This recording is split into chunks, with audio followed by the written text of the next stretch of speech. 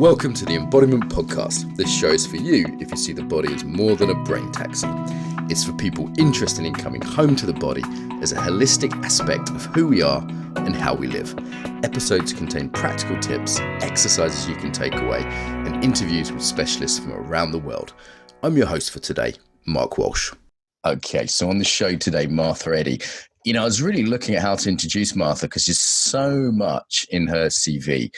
She's the author of a book that I just got for Christmas. She's got a doctorate in movement science. She's got a strong background from her childhood on social justice and issues around peace and class and ethnicity and different things like that. Really, I'd say, you know, one of the main people in the somatics field in the States and one of the people responsible for kind of naming it as it is today, and certainly a mover and a shaker in that world. She was at the Embodiment conference, got very, very good feedback about her session there. Really looking forward to getting to know you actually a bit more, Martha. So welcome. Thank you very much. I've loved getting to know you through the Embodiment conference. It's just like, woo, all of a sudden there's this huge community and you've helped convene it. And I really appreciate that. You're welcome. And how did you get interested in the body? I've heard a little bit about your bio and you had a pretty interesting childhood. So maybe you could say something a little bit how your interest got sparked in these in this area. Thank you. Yeah. You know, it's hard to say. We live in our bodies. So I think we're always interested, but giving it any attention is a whole other thing. So one of the things I like to say is that as a white person growing up in not just a Puerto Rican El Barrio, but a Black neighborhood. So we were almost equally mixed with Americans coming from the East Coast diaspora, coming up from Florida, South Carolina, post-Jim Crow, really looking for new opportunities in New York and to get away from some of the oppression of the South, or to meet with family that had already come north. And then Puerto Ricans that came in the 50s to just find, I mean, the poverty was just really intense for especially the rural communities of Puerto Rico, into our neighborhood. And so one of the things I had to do as a kid, which I loved to do, and I didn't do it consciously, it was just unconscious, was to learn to dance with each other and the different dances and styles of dancing. And embedded in that is not just the dance of social dancing, but the dance of nonverbal communication, the code switching that goes on when you're talking with your hands or your body in different cultures. So I believe I was just by virtue of being white and wanting to fit in and really just be one of my friends, constantly dancing and constantly aware of body language in an unconscious level. So as I understand it, your parents were something like what we might call social activists today, and they were moved into this neighborhood, which was pretty rough and ethnically kind of different from them and from you. So you're growing up in this soup of kind of cultures mixing and different movement styles mixing.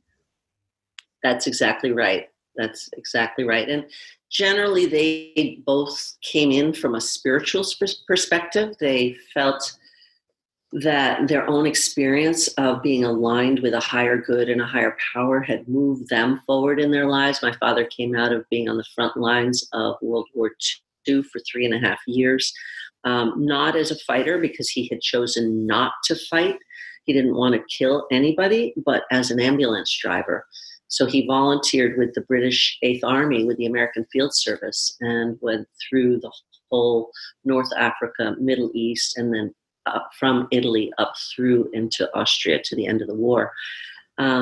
So he was used to front lines, if you will. He was comfortable with that.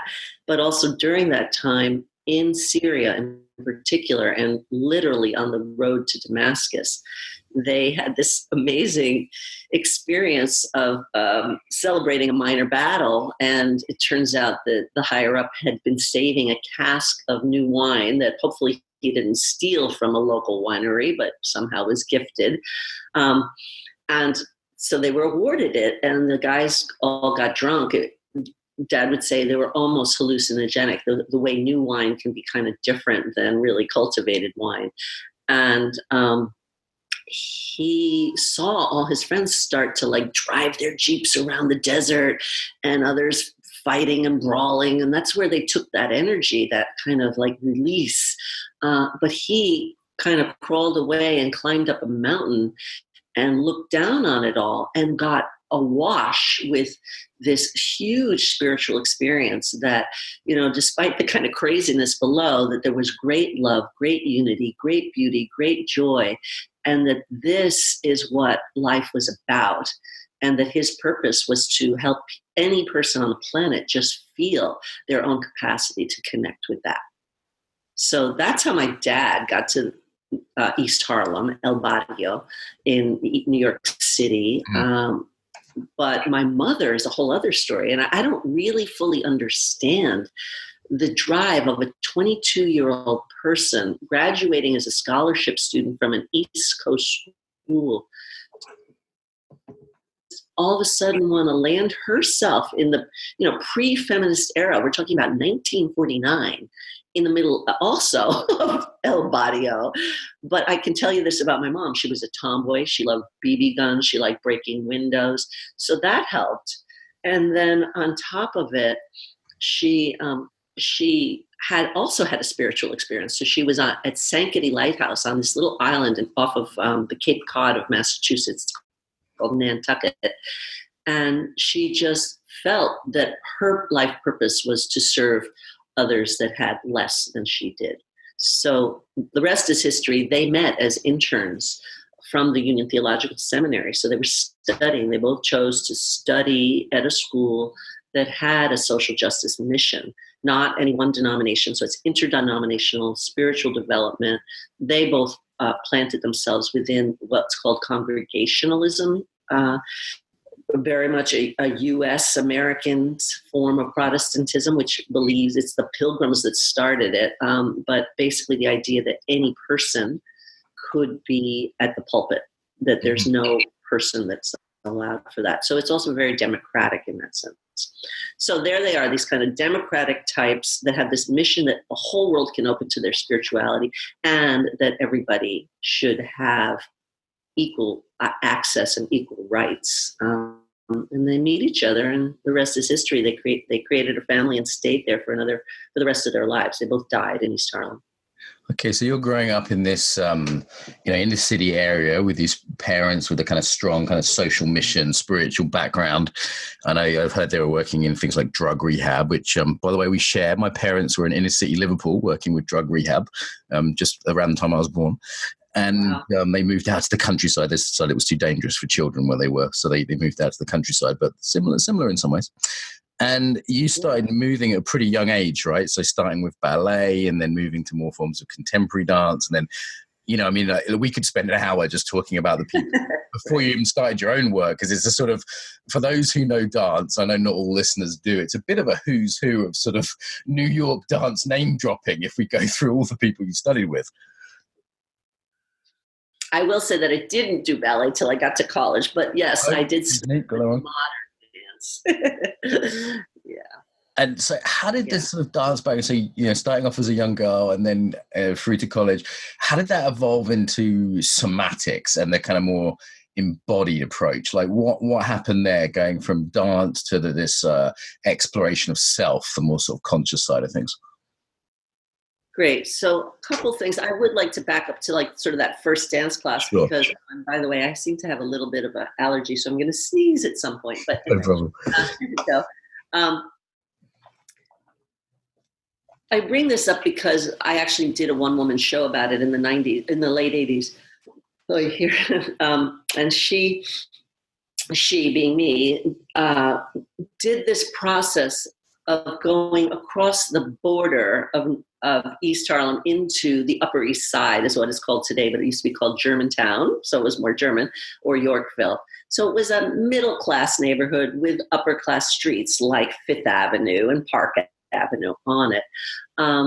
But I went to the 92nd Street Y, mostly to watch my sister taking her dance class. And it was clear that my sister didn't want to continue, and clear to my mother that I wished I was in there. So she let me go to class starting at age 8. I bring this up because it was basically moving across a border from East Harlem, which was really what at that point we would call the welfare society. Most people either had welfare on the dole or they didn't even have access to it and were just like living with their cousins who had it, that kind of thing. And then, of course, there were lots of working people, but the environment itself was full of tenements, buildings that were really not being cared for by their landlords.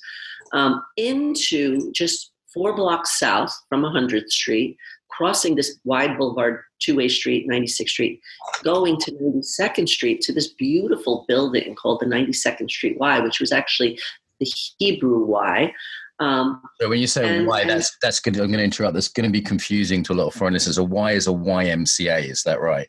Yes, but actually this was a YMHA, so Young Men's Hebrew Association. Got it. So okay. they're community, but they're not just a gym. They're community centers because they're cultural centers. So, and in particular, this 92nd Street Y was a mecca for dance, and actually a place where African Americans, by the time I was there, which is the early 60s, are welcome and performing on the stage and teaching classes. So this, it felt comfortable for me in that regard. And the other thing that was kind of strewn about in the dressing room were these green, thin pamphlets about, I don't know, I want to use non-metric dimensions, but anyway, it's just a booklet, and it's called Laban Notation. So this center was very Laban-based. So Rudolf Laban being a kind of founder of modern dance out of Bratislava all through Germany and into Switzerland, who then came to England, I think you all know, in the 1930s as escaping Nazi Germany. So I didn't know, I didn't take the Laban notation class, but the word Laban was around. Then move forward 8 years, I'm about 16. A friend of mine goes off to college as a young pip, and I'm actually about to go the next year. And she says, I took this class called Effort Shape, which is an older term for Laban movement analysis, and I think you're going to love it. So off to college I go, also in the country, finally getting out of New York City, loving Western Massachusetts. And sure enough, there's a course that says The Self That Moves. That's the title. And I'm in a small independent college where the teachers and students work together to create courses. So this is co-taught by a senior, a person about to graduate, and the faculty. And it says that they will teach elements of effort and shape of body movement, but from the perspective, and this is unique today still, from this perspective of following your own body's movement and impulses and making your own meaning from it. So that was extremely formative. And basically, it goes on from there. Every college experience I had within the dance department just opened me more and more up to what is now called somatics. But at the time, it was just different people doing this inquiry from within, this work around the connection between what our body feels and what the mind makes meaning from it. So for those listening who don't know about Laban, I mean, he's sort of big in certain fields. I've heard him described as the Einstein of movement, which I thought was a great description. And he's famous for his notation, a way of writing down movement in the same way as you'd have a sort of musical notation, which is pretty revolutionary. When I came across his stuff, I was astounded, because it as coming out of sort of psychology and the martial arts, I hadn't really come across it until kind of years after I may have benefited from it. So I was sort of astounded. And as you say, that's a particular take on it, though, isn't it? This very somatic take, or the sort of follow the impulse of the body. Exactly. He was interested in the notation, but really his main interest was, wow, people are fascinating. And the body is what we're here on the planet with. And let's really find a way not only to talk about it, which took many years of analysis for him to determine what are the baseline aspects of human movement that we can describe. We're talking about everyday nonverbal communication. We're talking about dance. We're talking about psychology and a somatic psychologist reading the body language of their client, or we're talking about cross-cultural interactions and proxemics. So it goes on and on. Yeah. Yeah. And for it may be even those growing up with somatics now, it's almost assumed like, of course, the body has meaning and you follow the body and it's highly personalized. But, there was a time when that wasn't the case in the dance world at all, right? Yes. There are other movement notations, Benesh and out of Israel. And so many other people are thinking, how do we record dance? But the idea of, and of course, Isodora Duncan is known for sort of dancing from her heart. And clearly, if you go back to indigenous cultures, I say go back, but because they've existed for thousands and thousands and thousands of years, but even today, the movement forms and the dance forms have been emergent from need, desire, a ritual, community. So that's very much having movement connected to emotion and thought.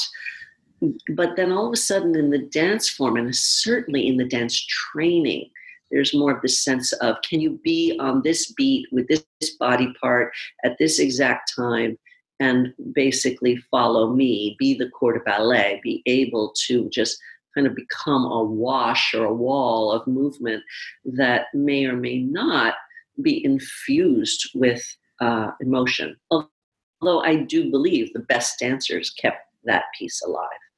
Yes. There's a way in which the people that were sort of really feeling it and doing it from the inside out just looked better.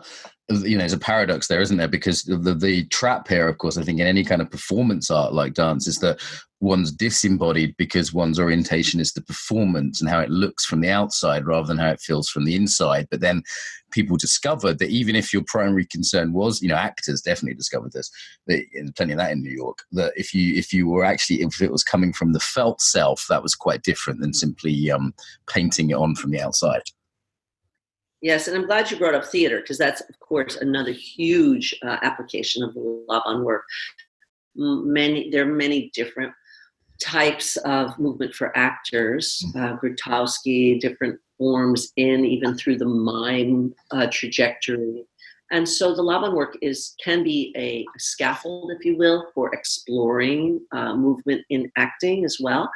And yet it can also be, and I've used it this way, a way to simply look at any movement, any style of education, and this could be in the classroom too. Let's say we're doing constructivist education where it's not teacher-led, but the teacher is following the emergent needs of the children in the classroom. Even there, you can do movement analysis of how that is being executed. So that's pretty amazing. I mean, Laban just now has given us a lens to human behavior, and that's what I love about it. And yeah, for me, it was the first time I'd come across a way of even just talking about movement in a relatively objective way as well. As a way, it was a language of talking about something that I thought you couldn't easily describe. So that was a definite eye-opener for me. And as I understand it, another big influence of you was the work of Bonnie Bainbridge-Cohen and the Bodymind centering work. Absolutely. So at some point, I'd like to come back to Laban, but good to bring in Bonnie too, around a huge discourse that's happening at this time, which is, can a Eurocentric form that actually has some history of what some people might see as, I'm even struggling for the right word, but maybe condoning of the Nazi era, it be a workable system for looking and being PC, politically correct, and or respectful of cultures outside of the Western European model. So I'd love to come back to that at some point today. Yes, so back to my college career, I met a wonderful woman named Francia McClellan, whose name is now Tara Steppenberg, and I love to name her because if it weren't for her, I wouldn't be who I am. And, aside from my parents, right? Because not only was she the teacher of this self that moves Laban class, trained directly by Irmgard Bartenieff as well, who was married to a Russian Jew and escaped Nazi Germany out of Berlin, last boat out, came to New York, physical therapist. And she became a physical therapist because she wasn't accepted as a German dancer when she arrived in New York. She and Igor, her husband, couldn't get work. So they both trained in physical therapy. So that is seminal too, just to recognize that I didn't learn Laban out of the blue. I learned it from a woman who was a dancer with Laban, knew his work forward and backwards, taught his work, did the movement choir work, which we can talk about more. And she then needed to shift fields and became really, really skillful from her body. And this is something I want those people that are dancers or actors to really hear, physical theater people and the martial artists, is that as movers, we have such a gift to share about the embodiment of movement in the health field. So she's taking that into the field of physical therapy and beginning to perform, quote, miracles. And I like to think that the reason her work was so successful, especially with polio patients, getting them walking again, was not just her physical therapy and not just her understanding of the Laban work, but because as a dancer, she knew what a weight shift was and how to move the pelvis, or knew how important the motivational, the entraide, the motivational energy behind needing to get up is. Like, you have to want to get up in that kind of situation if your leg is failing you because the nerve is dead or dying, or has a virus. So in this case, I was not only exposed to the Laban work, but to the Bartenieff work. Then, top it off, this particular teacher, now named Tara McClellan, Tara Steppenberg, formerly Francia McClellan, is next door neighbors with a woman named Bonnie Bainbridge-Cohen. Bonnie Bainbridge-Cohen had just moved from New York City, where she had been doing work at the Eric Hawkins School, which, for those of you that don't know, Eric Hawkins had a company, a modern dance company, and he is considered one of the modern dance icons in that he has a school called the Hawkins Method. He had danced with Martha Graham. He had been in a relationship with Martha Graham. Again, a founder, considered in the US the mother of modern dance. So in Germany, we had the father of modern dance being Rudolf Laban, influencing people like Mary Wigman and Kurt Joost, the choreographer of the ballet called The Green Table, all about war. And then in the US, we had Isodora Duncan and Ruth St. Dennis and Ted Shawn. And then we had Martha Graham codifying her work as well. So here I am studying dance with Tara Steppenberg, who's Francia McClellan. And then she introduces us through a workshop to Bonnie Bainbridge-Cohen. And I loved the work. It was learning to, actually, her husband led a lot of it, Len Cohen, how to articulate movement of the scapula. And I was like, oh, finding my shoulder blade changes my breathing, and I'm dancing better, and I'm sitting upright, and we weren't using computers yet, but I'm taking notes better. So that was my first introduction, 1975, to Bonnie Bainbridge-Cohen. Yeah, and I think I should say something about Bonnie's work from my limited exposure, and please correct me here if I'm off. Just because it's interesting that in some parts of the embodiment world, she's the best known person. Like for the conference, she would have been she was like the one really big name that I would have loved to have got but didn't have at the conference. And in others, like I spoke to someone yesterday who's been doing embodied work for 10 years, never heard of her. and it feels like she's very well known in some fields and not others. And her work has it's complex, but it includes the somatic experiencing of different body systems. It includes work with embryonic work. It includes more esoteric stuff. It seems, because her background is so broad, that work really goes. How would you describe body-mind centering to someone who said, "Oh, what's that?" Maybe they'd done some other embodied practice, but they hadn't heard of that system. Well, you named the two strong trajectories of the work, and then also named the meaning behind it. So the two trajectories are, how do we come to be on the planet, which is what is our developmental process.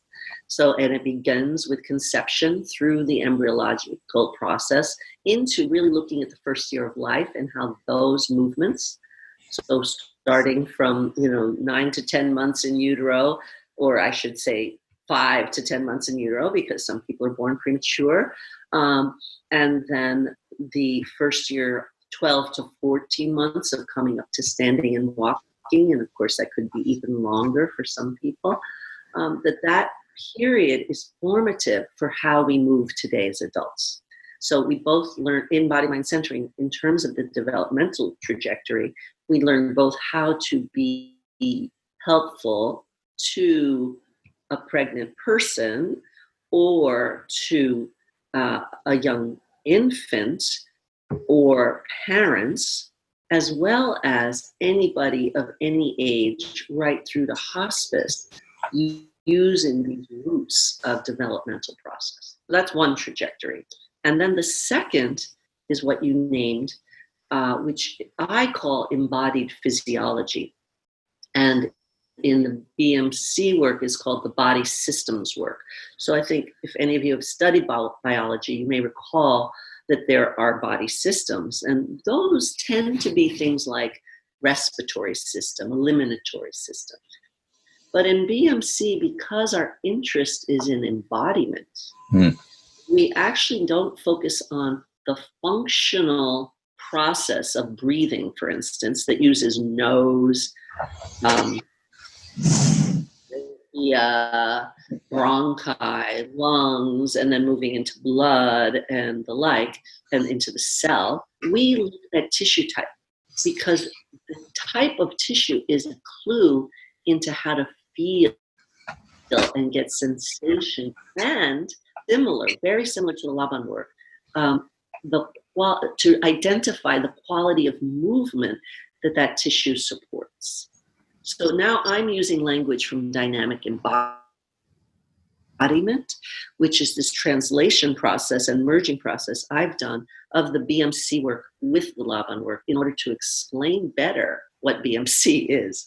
So if I'm going to use pure BMC language, we would say that we're working with the different body systems, and they would be the organs, the glands, which is the endocrine system, the hormonal system, the fluids, the nervous system, the skeletal system, the muscular system, and then the soft tissues of the body, like skin, fat, and fascia. So those are the body systems that are taught in body-mind centering. And yes, what you get at is that there's a deep philosophical component that as we tap into these different resources, again, I'm using my language of dynamic embodiment, really merging with the somatic psychology world, where we're trying to resource different supports, if you will, in order to manage our lives. So the different body systems, let's say we use BMC language, perform functions as movers, as actually the initiator of movement, which is actually a very Laban concept, a Laban Bartenieff concept, as well as sometimes have a shadow function. They just sort of are dormant or just functioning, but not expressing. And again, I'm using Laban language to share that, which was driving me nuts as I was learning the BMC work as a student, because I did dive in starting in 76 to take every workshop I could afford, which was basically 9 summers of training with Bonnie Bainbridge-Cohen, 9 years, including some Januaries and weekend workshops before she even started a training program. that we could finish. We just would go deeply into these different systems and find out what type of movement and touch helped us feel them, be them, express from them.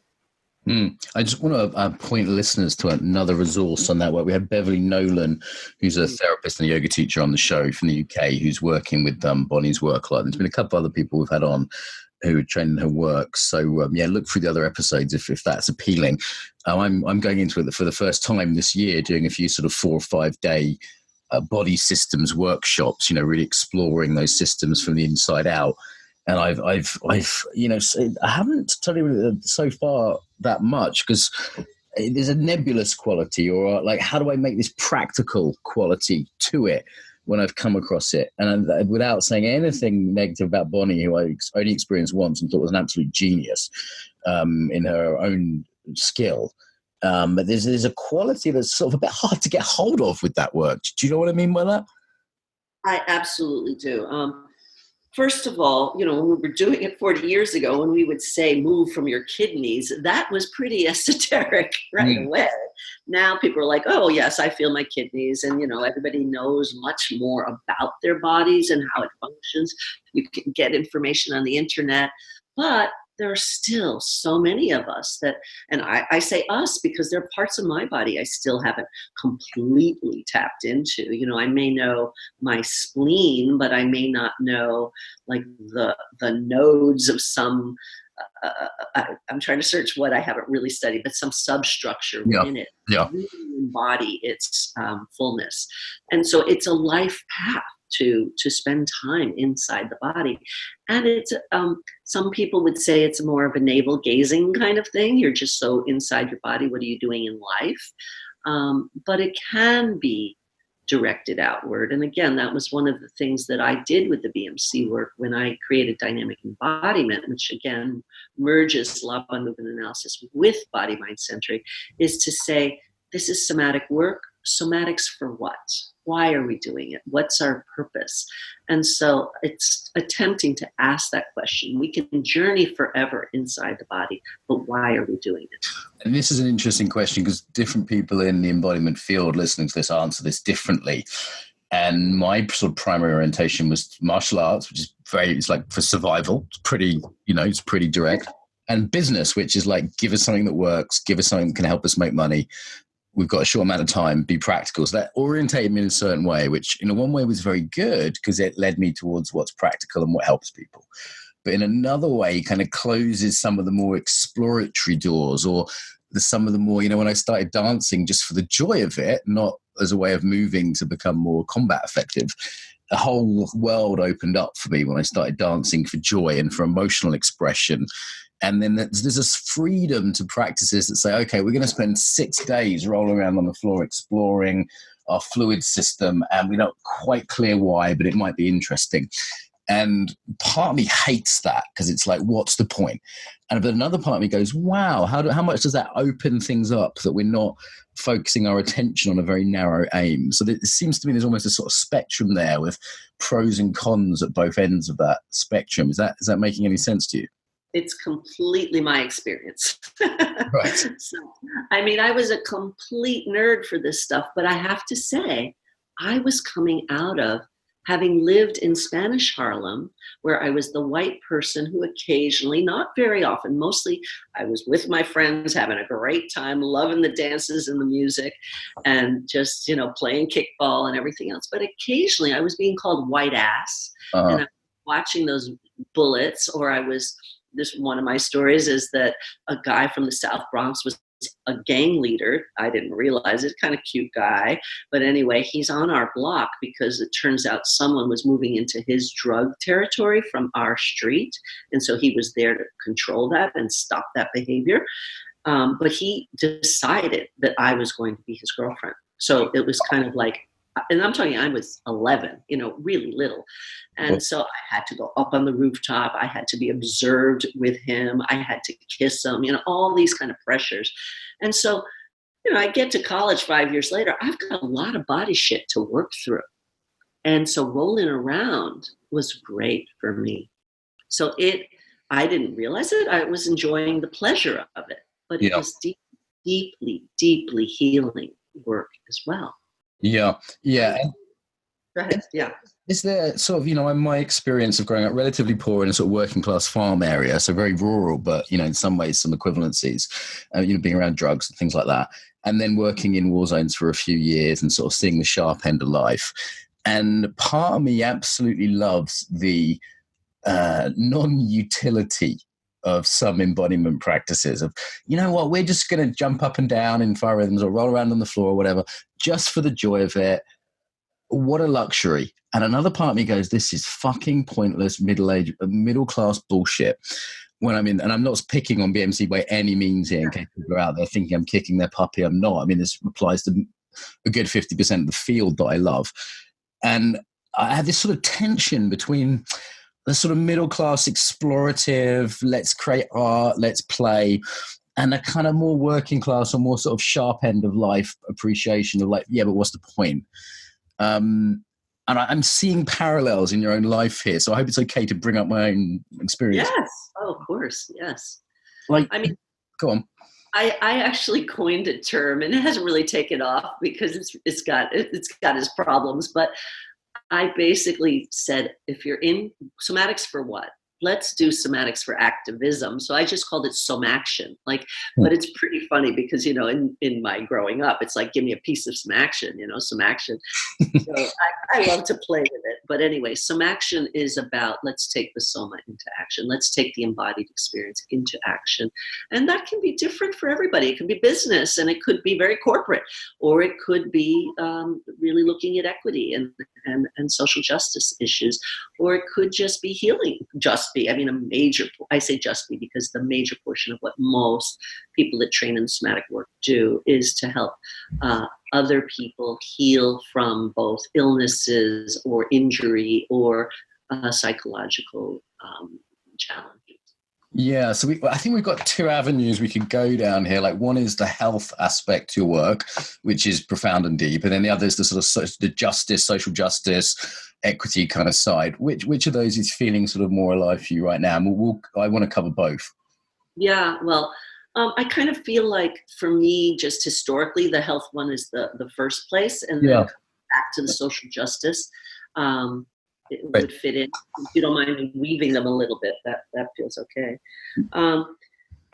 So I love children, and I love playing. And actually, it took a kind of coaching session with a Laban movement analyst trained in something called action profiling, which is derived from Laban work and created by a man who lived in London and then in LA, in LA, named Warren Lamb, exactly. So Ellen Goldman is trained by Warren, and Warren's work also has another name, movement pattern analysis. And I could go into the differences between the two, but let it be known that you can look into both action profiling and movement pattern analysis. And basically that's, by the way, a way to get into the corporate field with movement. He did a lot of work with industry and helping decision makers, helping teams know that they have explorers, kind of evaluators and decision-making people in them to make things go. So here I am, and I'm with Ellen getting a coaching session, and it becomes clear to me that because of having to grow up pretty fast in East Harlem, which means that I was always hypervigilant, always having to look behind me to see if someone was following me. Was I going to get mugged? Was that drug addict just someone I needed to avoid, that's just kind of high on the street? Mostly I learned heroin addicts never did anything because they basically were just on their trips. But maybe if they were drunk, they might get a little violent. So, all that kind of hypervigilance that just living with 4,000 people on one block brings up. Yeah. So she and I were just talking about what life plans seemed right for me. And I realized that I love working with kids because it lets me play. I continue to play. I get my childhood back. So anyway, that is to say that I did a lot of work in my application of the body-mind centering work and all this developmental knowledge with children, and usually children beginning around the age of 3. So it became a niche for me, and I share this with my trainees when I'm saying, you want to make work, find out what your specialty is and really market that. So sure enough, Bonnie Bainbridge-Cohen, when a child was 6, 7, 8 years old, she would refer them to me because she saw that I loved working with them. And when her teacher, who was our pre and perinatal a faculty member, Sandy Jamrog, pre and perinatal queen, when that kid got to be 2, she would send them to me because she just didn't really relate to kids once they were 2. So I built a big practice around working with children and using both the developmental work that we discussed and the body systems work. So some of my first clients were like a boy who had been hit in the eye with a softball in a game, or a young girl who fell, was knocked over figure skating, and somebody else's blade went into her left temporal lobe. These kind of just regular kids that had accidents but needed to get their mobility back in their vision, in their hemiplegia, whatever it might be. And no one trained me to work with either of those things, but the philosophy and information in both the Laban Bartenieff and the BMC work gave me the tools to work with them. So that's what I like to teach now, talking about practicality. Dynamic embodiment is definitely teaching theory, but with the goal to work with clients. And we focus on, if someone comes in saying their shoulder hurts, what are all the things that might be causing that shoulder hurt at every level of the tissue? And now, what are all the things you already know from dance, from martial arts, to work with the shoulder? You've got knowledge. How do you apply it? So to me, that's a somatic model within the health industry.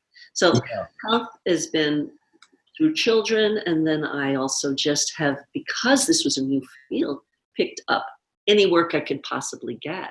So I have a wide background now in working what I call an A to Z. So from working with anorexia to working with someone with a zygomat, something there, or some kind of issue with the bones of their cheeks, whatever it could be. Can I take this shoulder example? Because I feel like this we could explore that, someone has a pain in their shoulder, and it's like, which level do you want to look at that at? Is it, and I literally had a pain in my shoulder while on the last meditation retreat I was on.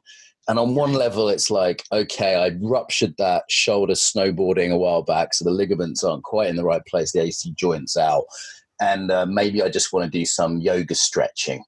And then there's the level of sort of mindfulness and just being with that pain, and then a lot of the pain goes, right? Because I can take away a lot of the reactivity and the tensing of the shoulder around the injury, which at one point may have been helpful and probably now isn't. I'm able to sort of be with that pain, go with the sensation, sort of Kabat-Zinn pain clinic type stuff. And then there's almost like a focusing aspect where I'm like listening to my shoulder, and then I realized, like, hey, that was the same shoulder that I carried a good friend's coffin on a few weeks before I broke it snowboarding. So even though there's a physical injury, there's this deep psychosomatic connection. I may have weakened the shoulder physically, but there's very strong emotional and memories start coming up for me. And then there's like, how am I with the different body systems involved in the shoulder joint?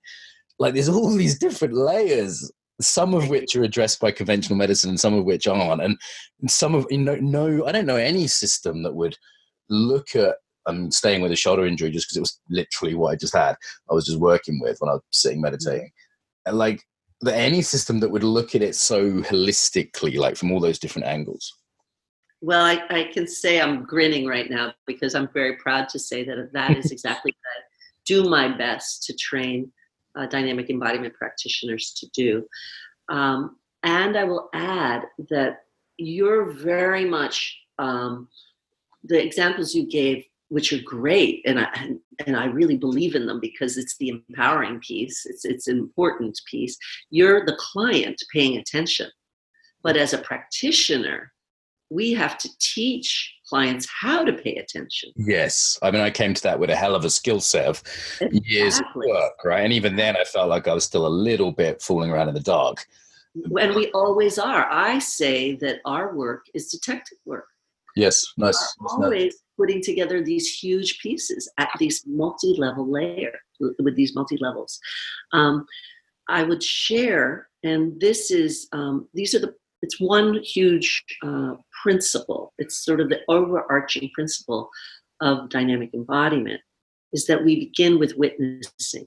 Mm-hmm. I say observe, but when I say observe, it's again multi-sensory observation. So you could possibly even smell something awry, but for sure you are seeing something in the movement. You are feeling, or the practitioner is directing the client or student to sense into his or her or their body in terms of the sensation and pain levels that you just described, and where they go with it in their mind, in terms of, oh, it's freaking me out, or, oh, I can just let it go in the, as you say, Kabat-Zinn way, which is mindfulness meditation, by the way, for those of you that don't know John Kabat-Zinn. Thank you. And so that's the observe level.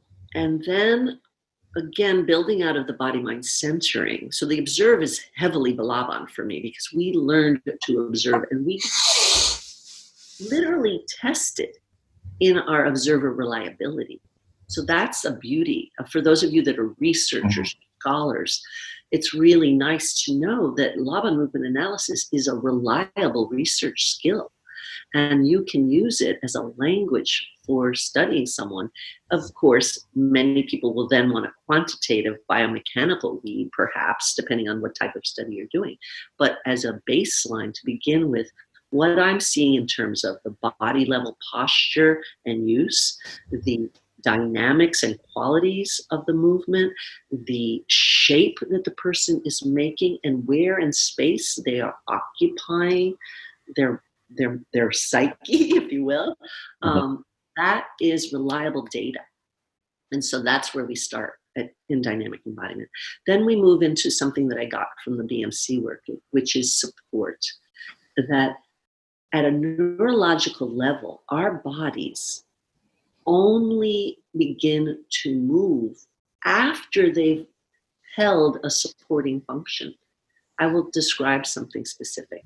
I think almost everybody can think of a baby that's about 3 to 6 months old, propped up in what we would now call cobra position, right? So on their elbows with their head up high, or, you know, you might call it upward dog, depending on where you are, but sphinx, cobra, upward dog kind of feel, but with the elbows down, so more sphinx-like.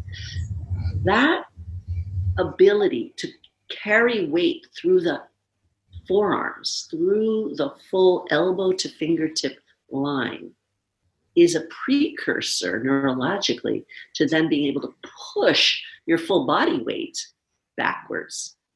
So a baby has to learn to receive weight through their arms and feel that supporting function before they have the strength and coordination to then initiate movement from their arms to move another 2/3 of their body weight, or maybe more. Is that making sense yet? I think so. So I'm trying to understand where this is going. Where I'm going is that support precedes movement. That's a BMC principle. So we say you have to feel support before you can really find your movement. And that it comes from a very literal experience of gravity. If you can find gravity pouring into a body part. So those people that have studied contact improvisation have worked with this a lot. But it's really weight underside in Aikido as well. It's like you feel your body weight pouring into the earth.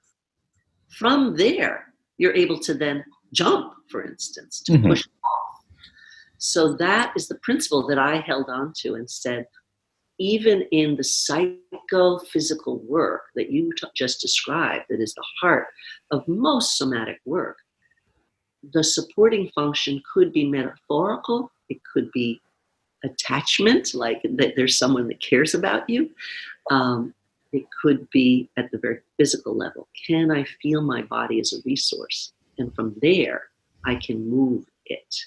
So growth comes from feeling connected is the bottom line. And this, I think, ties us back in from the kind of health conversation to the social conversation, doesn't it? Exactly. So that's my model is called Oso. I love Spanish, and Oso means bear. And I think if I were ever to learn who my totem animal is, it's probably a bear. I've had a lot of dreams with bears. So Oso is observe, support, and then optimize your options. So then you start to play around. But first you want to see what's there. You want to just be with the person, the way you just described. You went through your shoulder. You were with your shoulder. And a lot happens just with that.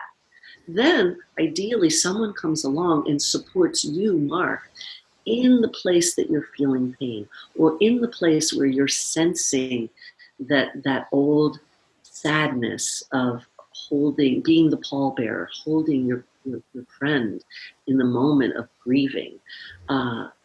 Where do you need to be held to feel support and just to gain your own resources again that may have been sort of squashed down or overburdened?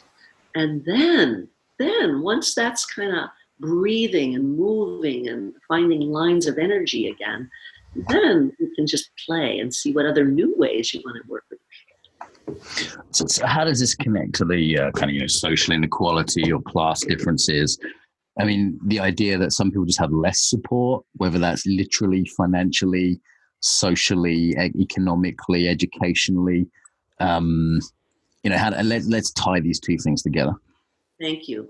It's funny that you should bring this up because I was reading my father's archives. I'm working on a book right now about it's his writing because my mother unfortunately died 27 years. Well, now it's 29 years ago. So as I started the book, it was 27 years ago. So she doesn't have as much writing, although I do have her doctoral dissertation and I'm finding her master's thesis. So I want to lift this woman up because she was amazing. And yet my father left a lot of writing that we can really draw on. And as I'm reading it, I'm going, oh my word, this is the baseline for his community organizing. He observed what was happening. He convened groups around a theme, and the first one was the one you and I share, which is that there was a problem of drug addiction. So we're talking 1950s, and in the United States, at that time, there was only one drug rehab center in the entire East Coast, and it was in Lexington, Kentucky. And there was another one for children somewhere, I think, on Staten Island. And that was it. And I don't even know how people got to go there. But other than that, Dad said that his friends that were drug addicted, that wanted to heal, would often commit a minor crime just to go to jail, to be put away, to not have access. And of course, this has changed. But I wouldn't advise that today. To not have access to the drug. And they would go through their DTs in a jail cell. There's film footage of my dad visiting a guy in prison, going through the shakes that you go through as you go through heroin withdrawal. And so anyway, long story short, his whole methodology is not about, I'm going to create something and I'm going to feel really good about it. His methodology was, stuff is happening. People are complaining. Let's get these people together who live in the community, and I'm going to just help with a little support that I can bring as a privileged white man to the talk.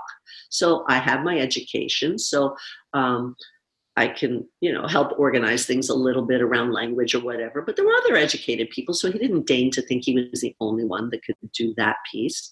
But I also am connected. I'm a Yale graduate. I can talk to the press. I can talk to people I know down in City Hall. So I'm going to bring them in. So he started just convening meetings together with the other folks.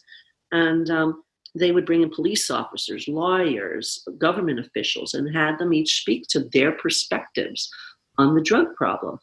And meanwhile, he's noticing which local people keep coming back to the meetings. And the ones that keep coming back create the steering committee for this narcotics committee. And it's their ideas from then on that fuel what's going on. So he's provided just enough support to notice who's there, invite them into a committee. He has access to some money as a minister through the parish work that he's doing in grant writing with Doris Day and people like that. So he can bring in a little money. And then the next thing you know, they're doing a community street play called Dope. And they're doing marches in front of the hospital. And then they're working with the New York State Senate to establish a law. And that law, the Metcalf-Volcker bill in New York State, said we need hospital beds for drug addicts so that they can go through this process. So they established 100 hospital beds in a hospital, a city hospital in East Harlem called Metropolitan Hospital. And that was the first drug rehab center in New York City, New York State, the upper northeast, out of, the second one to Lexington, Kentucky. And people could begin to go there. And then the rest is history. The drug rehab industry really grew.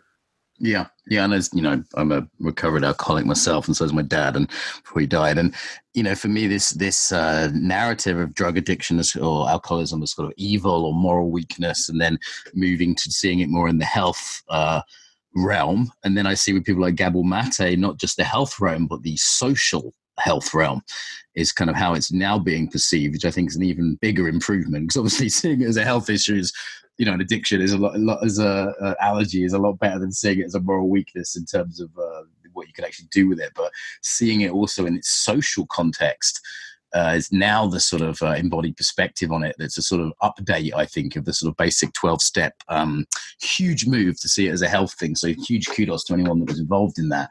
And now there's this other level of sophistication, seeing it as a biopsychosocial issue. Absolutely. And I will say that my parents' focus was on connecting people to small churches, houses of worship. My dad was instantly interfaith because his experience was that it was a universal energy out there at the spiritual level. He's an Aquarian. I mean, it was just really normal for him, and his name was Norm, to just feel that was a big support. My mom was more of a humanist. So she started a women's crisis center so that women who were being abused, and again, we're talking about the early 60s, even late 50s. She's convening in the early 50s, young women coming up to her going, "Hey, Peg, you've been married 2.5 years. Why don't you have a baby yet? Is there something wrong?" And she's like, "No, there's something called birth control. Come up to my living room. We're going to learn about this." So these women's centers were an outcome of that. So she was more at the practical social level, and Dad was always at the spiritual level. And I bring it up because perhaps you know the book that's called Spiritual Bypassing. Yeah. Wellwood, is it? Yeah. This idea of using spirituality as a way to not engage with psycho or social issues. Yeah. So I wanted to bring both up, but I do feel that in this day and age, we're ready to do it all. We can say, where is spirituality helpful? And where are we being avoidant? And where is the social realm really, really, really critical, which is everywhere? But how do we also get disembodied in that one? I mean, that's the classic, looking at how the left was working. And my parents never really used the word leftist. They were just kind of liberal Democrats, whatever. Yeah. But they're very pragmatic and very much just focused on equity. How does everybody get access? What is equity to you? So on the one hand, your parents sound well ahead of their time and awesome people, if I may say so, and very much in my own family lineage kind of tradition. And I don't have this with you personally, but I'm increasingly worried about a number of the things that I see coming out of the States, particularly. And as someone that spent a lot of time around ex-communist countries and sort of seen, communism is about equity, making everyone the same, trying to give everyone the same, which inevitably involves stealing from some people and putting a gun to the heads of Ukrainian farmers, etc. I'm extremely suspicious of the word equity. That's helpful. Thank you for sharing that. What is it? I don't think I don't think my parents used the word equity. I'm just using No, it as I'm hearing your parents were massively ahead of their time, but there's a very modern terminology that they would use, like privilege and equity, and I'm concerned by some of those things.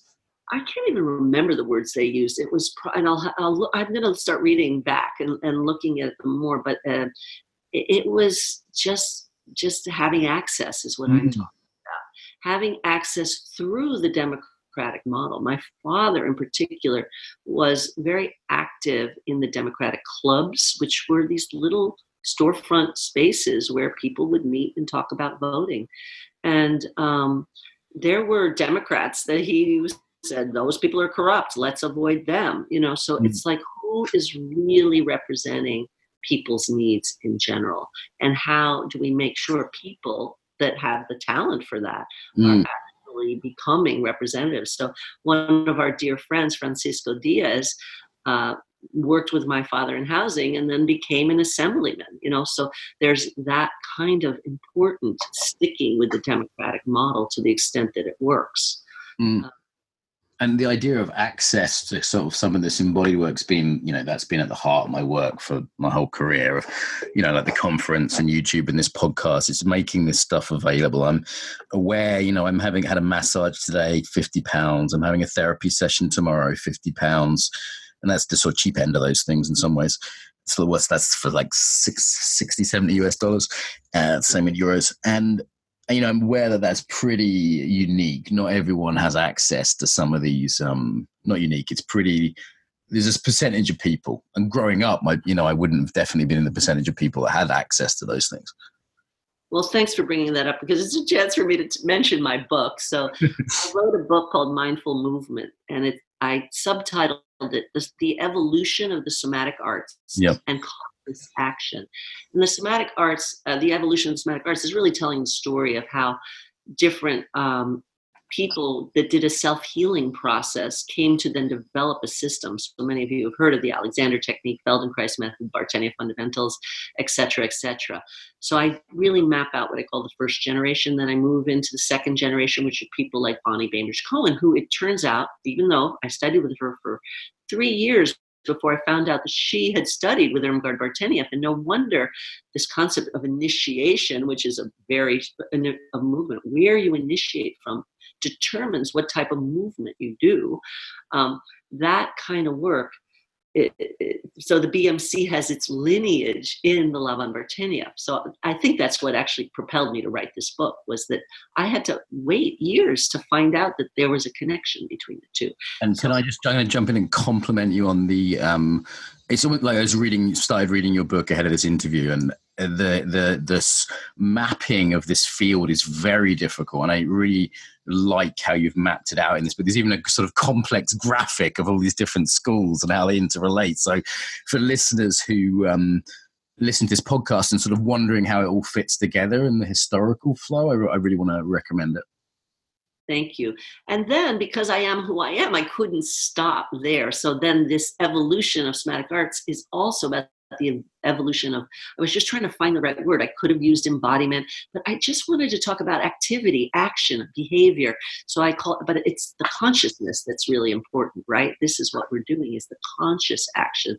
So in that, I move into social somatics, and I credit the people that coined that term, Jill Green and Clyde Ford, and then also talk about a school that I started in California with Carol Swan, who is another person that has always wanted to really look at social justice issues, but is an Alexander teacher and trained in Hakomi.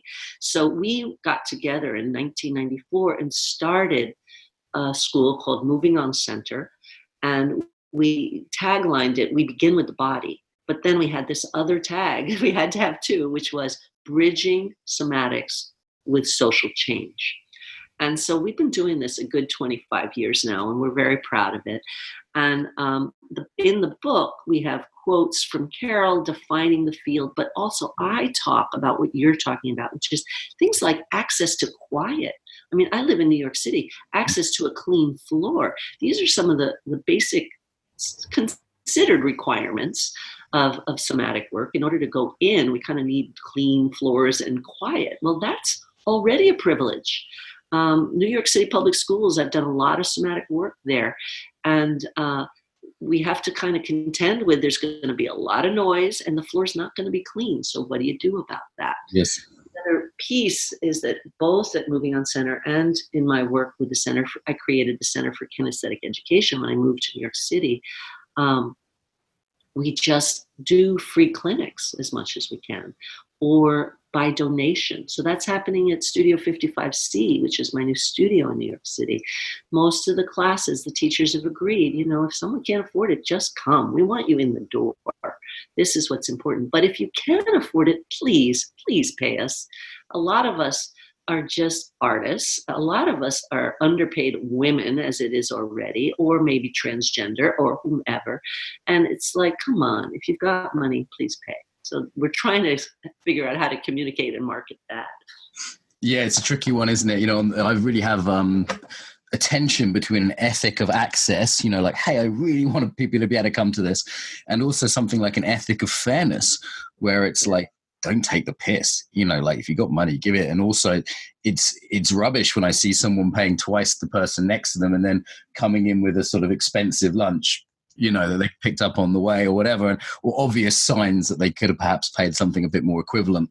And it's a tricky one. I don't think there's easy answers to this. I'm just glad you're ready to mind other people's, Yes, I agree. No easy answers, and yet it's worth it to keep bringing it up and keep talking about it. Yeah, keeping it on the radar. I think there's something, I don't like this language of check your privilege, but there's something about holding on my radar that people have very different life histories and very different present conditions to me.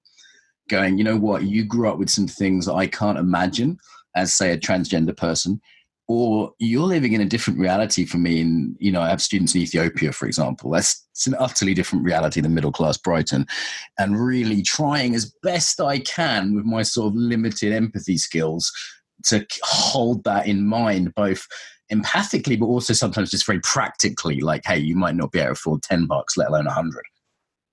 Yes. I mean, at Moving On Center, we just always chose to have a full scholarship, if not two, for people from other countries, because come on, this is the United States. We're talking Guatemala and Africa and South America, and not so much Asia. Most of the students asking to come from Asia had access to money. But I'm sure there are people in Asia that don't, but they just haven't even found out that this is an option. And similarly, just there are just so many ways that we can ask people to I love what you say, just like, let's figure out what fairness is. How can we imbue people with an internal moral authority, because this is so missing in our governance right now. Okay, well, I feel like we could talk for another few hours, and the good news is I'm going to see you in New York fairly soon, so we can continue the conversation in person. But sorry, listeners, here's where we need to wrap up. And so there's the book. In terms of a website, where would people go to check out your stuff and your courses? Well, that's a great question. I have about 6, but I've created what I call an index page. So if you do go to drmarthaeddy.com, you can find the Center for Kinesthetic Education. You can find Moving On Center. You can find Dynamic Embodiment, which is my training program. Right now, that program is really kind of by invitation. So the information is a little obscure. So people just have to write me and say they're interested. It's for people already having some 300 hours or at least 200 hours of somatic work under their belt and wanting to join in. I will be in Ireland teaching for those of you that are in Europe. That'll be in July 8th to 12th. And then we're going to have a symposium on the 13th. So that's pretty exciting. And I'll be in Arizona in March, coming up very soon, March 1st through 5th. So those are open to somaticists, if they like, or anybody exploring embodiment. Great. And I just want to warn listeners that my good friend Dylan Newcomb accidentally named his system Dynamic Embodiment, and he's changing it currently because he didn't realize you got there first. So just be careful you don't come up with Dylan stuff if you're Googling Dynamic Embodiment. Equally wonderful somatics teacher, but completely different. So and we've had a wonderful conversation about it. So thank you. And it was because of the embodiment conference that I learned about him and just looked him up. And then I found out we were using the same term. And then he realized I'd been using it for a good, 10 years. Yeah, I think he just didn't Google it properly and was a bit embarrassed when he realized someone else was already using it. So his stuff, Uzazu, if you want to know Dylan's stuff, he was actually the last person I interviewed, coincidentally. Yeah, just so people, if they find anything historical of his, don't confuse that. Okay, I need to head off. This has been wonderful. I feel like there's so much more there, Martha, so we might get you back if you're up for that another time. Final message about the body. Is there a sort of closing message you'd like to leave people with? Well, thank you. I mean, I just want to say what I'm going to do next today, which is I'm going to a public school in East Harlem. It makes me want to cry. It's just across the street from a street that was named after my parents. So the Reverend Norman Peg Eddy Way is on 100th Street. I'm going back to the street that I grew up on, 100th Street. And I'm going to be teaching children, middle schoolers mostly, about their eyes and how to work with their vision and how to play with different body games that will inform their vision, which I call eye openers, and I have a DVD for as well. So I'm just really excited. The body is a universe, and jumping in to astronomical body explorations is just a joy. And I wish everyone the opportunity to either do that safely on their own or find playmates. Martha, thank you so much for joining us today. You are so welcome. Thank you for inviting me. I really appreciate it. And I'm looking forward to seeing you next week. Some ways to get more, to give back, and to get more involved now. So the biggest request I have would be to share the podcast with your friends, people that you think would really enjoy it.